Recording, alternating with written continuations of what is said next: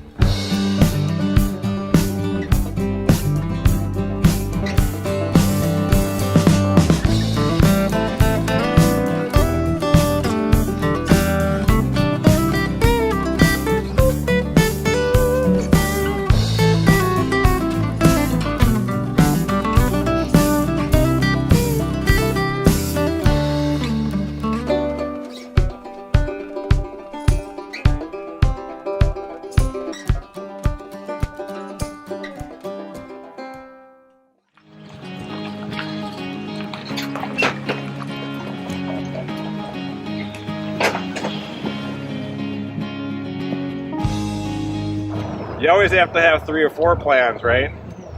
Like any good pilot, you gotta have A, B, and C. And if you hit D, well, you're on the ground already, so it doesn't matter. But, well, we've got, we picked this lake because it's small, it's shallow, the water is actually dirty. A lot of the lakes this time of year are still fairly gin clear, and that makes it a little more difficult, especially when all the fish are in the, I call it the third closest distance to shore than the middle, because they're all feeding on shiners and minnows that are still swimming next to shore, and the panfish are spawning, or some of them are done, some are starting. The bass are there too, and of course the predator fish, pike and walleyes, follow everybody else. So we're going to concentrate on shallow water, 10 feet of water or less. I was going to guess a small snake, but it could be a walleye. It was, I don't know. Like, yeah. Wow, somebody netting my fish. This is like, what's next? Dessert? Take them off too. First of all, you have to verify if it's a female or a male. It's both, so you don't have to worry about it. Here's what you don't do. And I see this. If you let somebody bait their own hook, they do that. It's upside down, and the whole thing's on there. It's kind of a mess. So you find I call it the head, I guess. Depends what you look at. The pointy part, the big fat purple pointy part right there. Put them in a headlock. Hook them through the tip about like that. Tighten out the leader, tighten the worm, drop the second hook in. It's always by the reproduction ring. Pinch it off. Say goodbye, because we don't care about that. There's your bait. And the reason we do that, there's a couple of reasons that I'm doing that right now, is because this time of the year, everything that the fish are eating are fry and small minnows. It's all about like that. We want the silhouette to be about like that. Whether they see this as green, black, or brown, or whatever, when they see that fuzzy silhouette going by, it's got to match what they've been looking for all day. So that's why we're pinching that worm out. Plus, we're leaving a hell of a scent trail, too. So, a heck of a scent trail. Did I say that? Which is nice. You want blood. Blood in the world of fish means wounded, which means easy meal. Holy Hannah. That was a good bite. It's another pike, though. But considering I'm only going a mile per hour, you'd think I was going 20 miles per hour.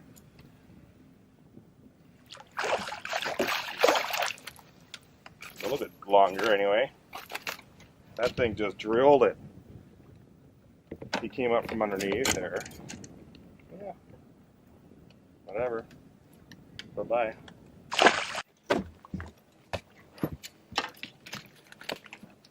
It's a male. So it was,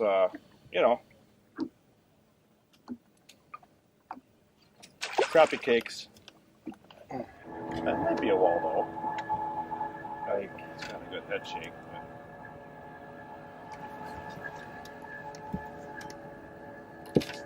Yeah, I'll be the dock boy here. Come on, turkey. Come to Papa. There's Mr. Walleye. He's Bada bing. Crappie plus northern equals walleye. He's barely hooked. he came in from the side. He's in neutral because he's hooked right here. Barely. Came in, just sniped it. But on the 2-hook harness, he's on the last hook. So this particular fish definitely is not aggressive. Otherwise, he'd be caught on this one right here, you know. So just tempted enough to get him. And I don't think he's 17, but he's probably 16. I'm guessing. He's getting really close. 16 and a half. So on this particular lake, we can't even keep this fish because it has to be 17. Special regs trump state rules, right? Sure. So you gotta measure. You gotta measure. And a lot of people are like, if we would have caught one and it was 17 right on the kahunas, I would still not keep it. I want 17 and an eighth or 17 and a quarter, because the minute you throw that fish in that tank, studies have shown, and I've done my own studies, that fish is going to shrink by around an eighth of an inch. Almost all the time. Not to mention, Mr. Warden shows up and he's got his own special ruler. It ain't the same ruler we have. Again, you've got an eighth inch of security insurance blanket there, so never keep the exact length. Yet you're on a death mission if you do that. Just don't do it. Get a bigger one. So I'll see here. When we're fishing behind bouncers like this, and we want that blade fairly close to the bottom, not a lot of rise. I'm a fan of the smaller Indiana blades, which is what we have on here. The JB spinner crawler we're using has a small Indiana blade on it. I think one of the biggest mistakes people make when they're fishing spinners, whether it's behind a walking sinker, bullet sinker, bottom bouncer, you know, Lindy style slip sinker, the blades are way too big. I think people are missing out on a lot of fish because the blades are way too big. You go to the sporting goods store, you buy the walleye blade kit. They're the size of, you know, they're huge.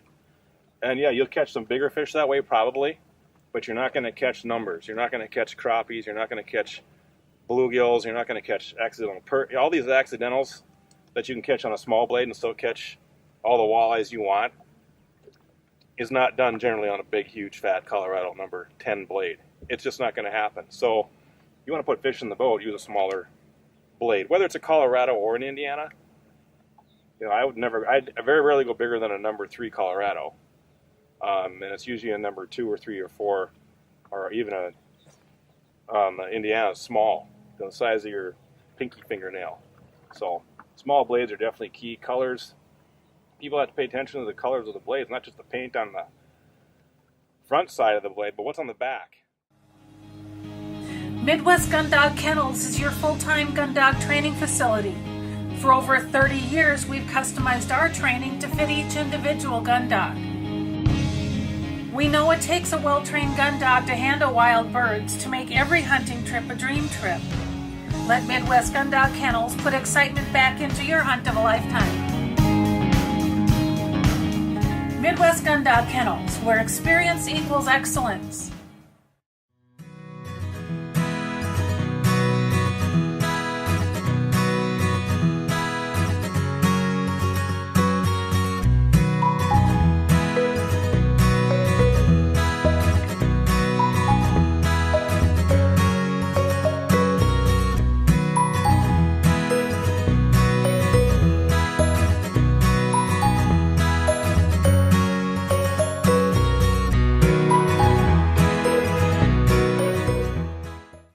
No matter the size, age, or activity level of your best friend, you want a dog food that's natural, feeds great, and is full of all the goodness you demand.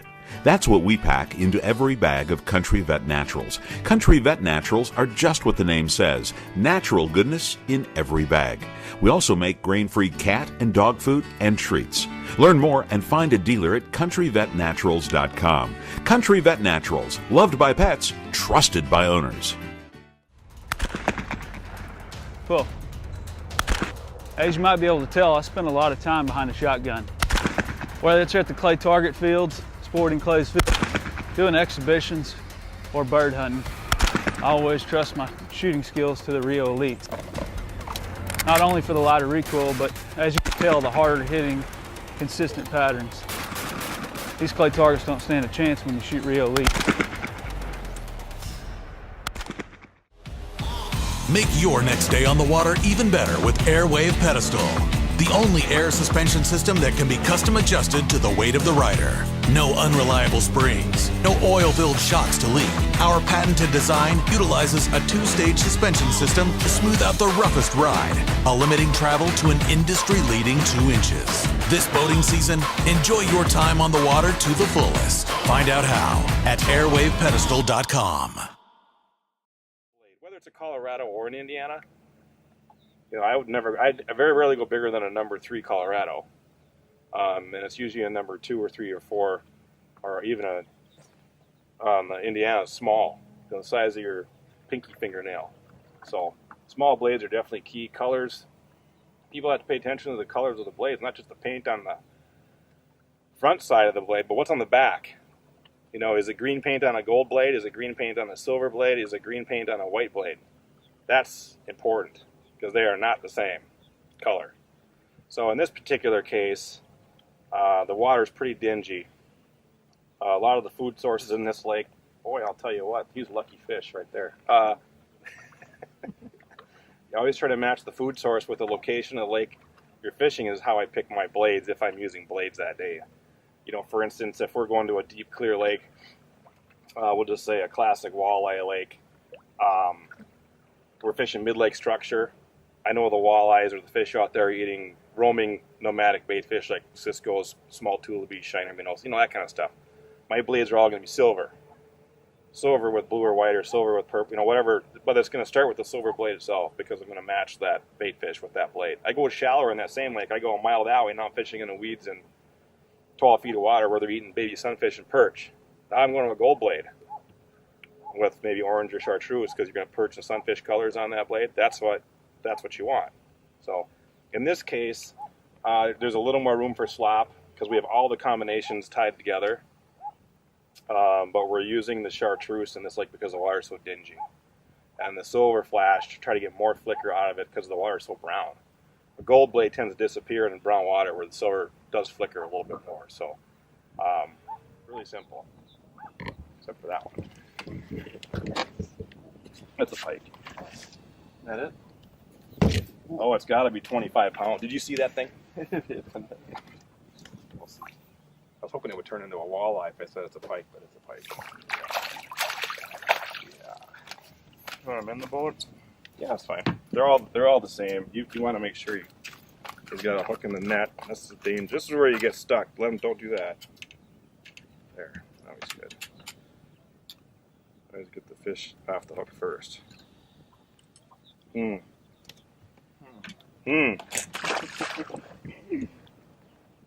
all roughly the same size. You faking it? No, I loaded them up. Swept them.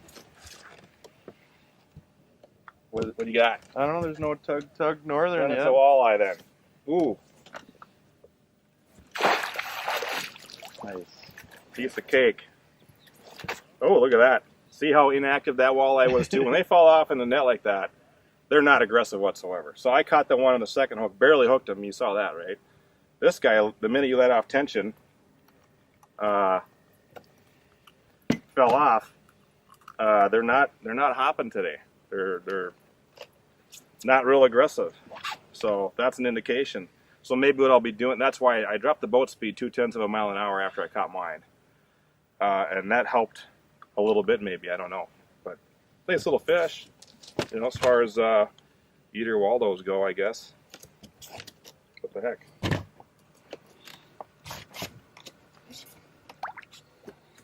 I'm grabbing these crawlers out of the ice water.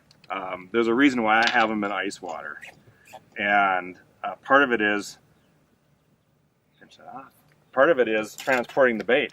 You have to keep night crawlers cold no matter what, whether it's in dirt or the paper bedding or whatever. And since I fish night crawlers 99% of the time, starting about now through the entire summer, I don't buy any minnows. I think I bought my last minnows today, the minnows that are in the live well, which you probably won't even use anyway, because of all the rules and regulations and water transporting and all this and that. Being that I'm on the road going to different places every single day, multiple lakes in a day sometimes, transporting bait and keeping bait alive and fresh is important. So As far as the night crawlers go, I put them in ice water. There's probably 20 dozen night crawlers in there. I have a flat of dirt at home in the bait fridge. I load up the cooler full of ice water and 3 or 4 handfuls of crawlers to last through the day. And they'll be happier than clams in there all day as long as that water is cold. If the water's cold, the crawlers will not drown. They're in a half coma state. They're nice and firm and fat and tight, so they won't fall off the hook like a soggy one. I don't have to worry about dirt all over my boat, all over my hands, my legs, whatever else. No styrofoam containers, no lids, none of that stuff that ends up on the highway or wherever in the lake. It's just a faster, easier way to grab bait. Boom, I grab a crawler out of there, it's on your hook in 3 seconds. That's efficiency on rebaiting the hook, and that's how you catch more fish. You don't spend 5 minutes putting bait on. So that's one of the other reasons too. They'll stay in there for 14 hours at a crack with 3 frozen ice bottles. Guess what I drink the most of, right? That'll stay cold for 14 hours. After that, if I'm on the road longer that day, I'll have to stop and buy a little bit of ice. Or I have extra ice packs in a cooler in the truck. I'll just make sure that water's cold. About it. Then I get home and I'm back to where my base camp is that week. And they go back into the flat of dirt overnight. And then they go down. It's got walleye potential. I'll talk some mistakes too. Is he gonna make it?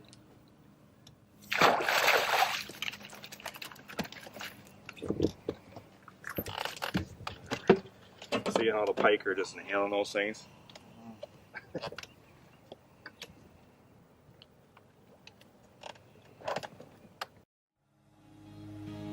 Midwest Gun Dog Kennels is your full-time gun dog training facility. For over 30 years, we've customized our training to fit each individual gun dog. We know it takes a well-trained gun dog to handle wild birds to make every hunting trip a dream trip. Let Midwest Gun Dog Kennels put excitement back into your hunt of a lifetime. Midwest Gun Dog Kennels, where experience equals excellence. Dakota Pheasant Guide offers the best wild pheasant hunts from the Glacial Lakes area of South Dakota west to the Missouri River. Packages available include everything from self-guided to fully guided hunts. Book your bird hunting adventure now. Fishermen, iTime Promotions is your ticket to an enjoyable and successful day on the water. Call Dennis Foster for your outdoor adventure of a lifetime. Dennis Foster here. I'd like to introduce you to the Dorado catch and release boat latch system. It's back the trailer into the water, pop the cord, and away we go. Once our day in the water is done, we simply roll the boat up onto the bunks until it achieves contact with the bow eye. It clicks securely into place, away we go. We're exclusive partners with b2outdoors.com. That's where you're going to want to go and order your very own system. You can enter the promo code iTime Promotions and receive free shipping on your items. When it comes to dog food and treats, you want something natural. A dog food or special reward that feeds great, is made in the USA, and helps your best friend live a long and healthy life. That's what you get with Country Vet Naturals. Natural goodness in every bag. And for those of you who want grain-free, we've got that too. Find a dealer and learn more about Country Vet Naturals dog food, cat food, and treats at countryvetnaturals.com. Country Vet Naturals, loved by pets, trusted by owners.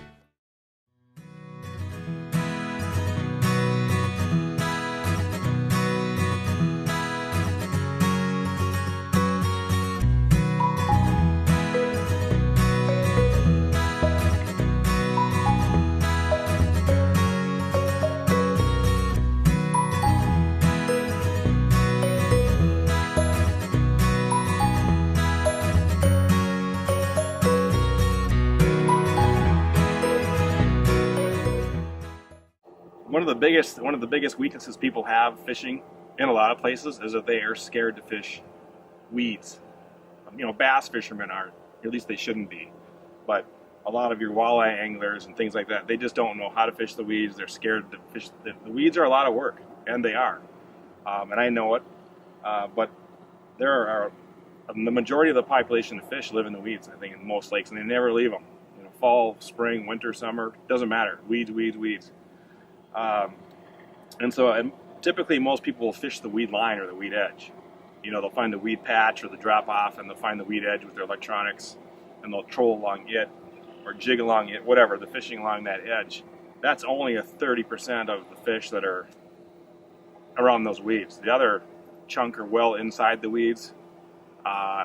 So we need to get in there. We need to penetrate the weeds, get on top of the weeds, get in the weeds. You know, fish along a weed bed are like deer along the forest. They come out of the edge in the morning, they come out of the edge at dusk, and then during high noon or high sun like this, they're inside the weeds or inside the forest. Same kind of deal, right? So typically I'll start out along the edges on lower light conditions, wind, waves, cloudy, early in the morning, and then move up in on top of the weeds. Now it's hard to fish through the weeds with a lot of 4 to 5 people in the boat at a time that don't have the feel. So we go over the tops of them or just through them down about a third. So we're re-rigging with this. Now we're using a Colorado blade. This is a number 3 Colorado Northland bait fish spinner. That's what this one is. JB has some really good ones too, but I just happen to have these rigged up already. And now that we're going to be even shallower, where there's baby sunfish and baby perch, we're using a little bit different color pattern with our blade. Still have a crawler harness, of course, but the main difference is the weight isn't a bottom bouncer anymore. Now we're using a bullet sinker, which is like what you'd put on a Texas rig for plastic worms, bass fishing. That's what that is, and that is a 3/16. And to me, that's a real versatile weight. That'll fish anywhere from bottom depth, effectively 8 feet of water and shallower. So we want this thing down about 3 feet from the surface. In this particular case, the weeds are growing in 7 to 9 feet of water. The tall ones are coming up within 2 feet of the surface. So we want to be down inside those tops. So I'm aiming for about 3 feet below the surface. So we're skimming the tops, snagging one once in a while, but for the most part, this is weed free. We'll throw right through them with this thing. The Colorado blade gives it more lift and protects the hooks from the weasel more than the Indiana does. And we can go at a little slower speed and still have the lift of the blade, because the Colorado, not an Indiana. Indiana, you have to go faster than the Colorado to get the same RPMs out of the blade and lift. So it's a little bit different system, but it's my left hand hook after we've already wore out the right hand hook on the edge. Now we're going to go inside the same weed patches and go through them or through the top. Here, I got one. Oh, Crappie or bluegill? that was a crappie, I think. Heavier than a crappie. Oh, it's 11-inch crappie coming in at 1.5 miles an hour. That's what it is, right? It's a bass. Is it? Largie? I think so. Maybe it's the walleye. We're in the zone. Bass. Yep. Called it. Now, as an example, we went through here 3 times with that other rig and didn't catch bass. Sure. As I said, when you think you have the weed bed wore out, you do it again with something like this and you'll catch more fish. That's all. Should we net the bass? Pretty tough to I don't care if you lose it. I was kidding. Yeah. Look at There you go. See that? Whoa. That was close. There you go. That's where fighting fish abilities come in handy, when they're on the negative a little bit. That's where the anglers that are experienced catch more than the ones that aren't. Period. It's a 24-inch pike. Huh? What do you think? Is it that bullhead we're talking about? It's a good fight, though. Oh yeah. Snoot hooked. Come on, baby. I can't grab that one. Look at that. There. Like a pro.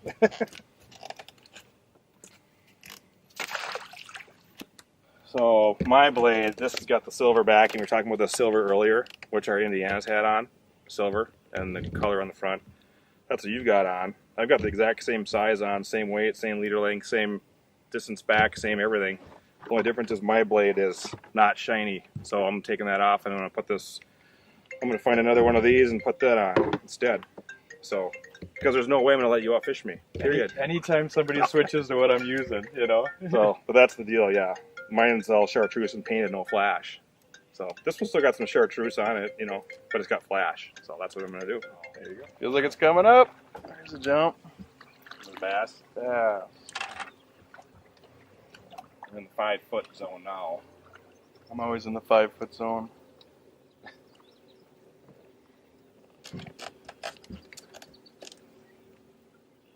Oh yeah, not a big one though.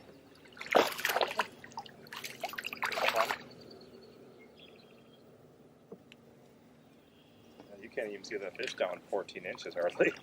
Crazy. Oh, Pretty good. there it bluegill. is. That's a nice one. I'm not gonna net it though. Well, not bad for 10 miles out of town. Got some color on them. All right, we were promised bluegills, crappies, walleye, bass, and northern, and Josh just put the last one in the boat. Ski 'em.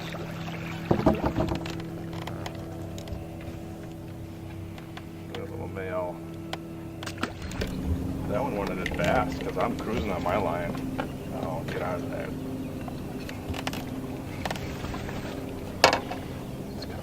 Net worthy? I don't know if it's got weed or, you know, I can't tell. That's a pike, I think. It's got a good head shape. Came out of 4 feet of water. Bass? Now, pike. Sure. That's not working. Sure. There's the cabbage. Cabbaggio. There he's off the hook already, like all the others. That's the Sunny. Monster, but it's almost in the same spot. There must be some beds right there. But did you notice, you know, you caught the first 3, when we started doing this, you caught the first 3 fish. I hadn't had a bite because I had that blade on that had no chrome on it. And I put the chrome on it. Switched over. Here we go, you know. Granted, they're not what we're exactly looking for, but other fish will tell you what the fish you want to catch are going to bite anyway. You know, bluegills are big indicators of what the walleyes are going to bite that day as far as colors. Perch are too. If you're not even getting bites on perch, you got the wrong color on. There you go. Not a bad eater, you know, considering. A little smaller, his little brother. Bring him on. Oh, that's a bass. Waste him in. Nice crappie. Is that a crappie? Look at that crappie. Looks like a bass though. I saw his mouth and I thought, hey, that's a 2-pound crappie. Just want to say thanks to Josh with Minnesota Guide Service. He did an amazing job hooking us up with multi-species. Check him out. We'll get his information down below. And I tell you what, if you want a great time, bring some kids out. He's an amazing guide, amazing guy, and lots of information. So thanks a lot. Appreciate it.